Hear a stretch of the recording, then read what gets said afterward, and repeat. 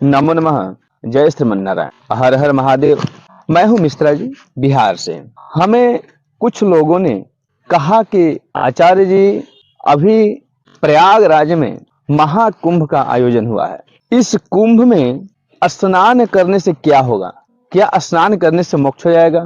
क्या स्नान करने से हमारी जीवन की वृत्ति बढ़ जाएगी? या स्नान करने से हमारी दरिद्रता, हमारी गरीबी आदि जो भी कष्ट है उसका निवारण हो जाएंगे?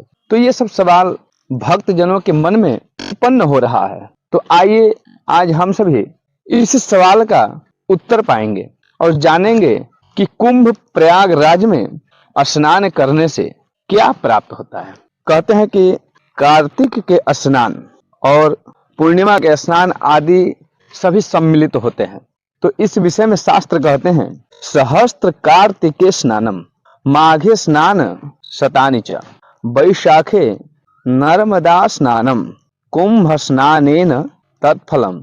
यानी कि कार्तिक की पूर्णिमा का जो स्नान है, 1000 बार करने का जो फल होता है वह केवल कुंभ के एक बार स्नान करने से वह फल प्राप्त हो जाता है। तथा माघे स्नानी शतानि च, और माघ पूर्णिमा का जो स्नान होता है, काशी में होता है या प्रयाग में होता है आदि आदि का जो माघ पूर्णिमा का जो स्नान है, वह 100 बार करने पर जितना फल मिलता है वह प्रयाग में एक बार स्नान करने मात्र से प्राप्त हो जाता है।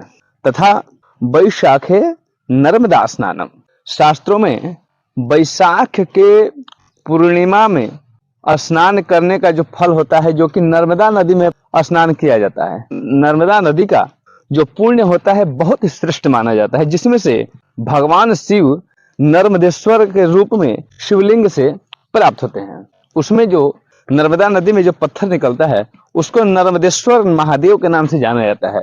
उस नर्मदा में वैशाख के पूर्णिमा में स्नान किया जाता है, जो कि बहुत ही श्रेष्ठ माना जाता है।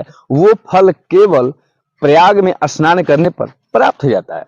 तथा कुंभ स्नाने तत्फलम, ये जो भी फल होते हैं कुंभ में स्नान करने मात्र से प्राप्त हो जाता है। अब हम कहेंगे कि ये सब कैसे प्राप्त होता है? तो हमारे शरीर में कुछ रोग होते हैं, जिन रोग की वजह से डॉक्टर लोग कहते हैं कि खाने से पहले दवाई खाइए, खाने के बाद खाइए, सोने से पहले खाइए, सो के उठेंगे सुबह खाली पेट खाइए, आदि आदि दिन भर दवाई जो कहते हैं। तो पहली बात कि रोग की निवृत्ति होती है। भक्त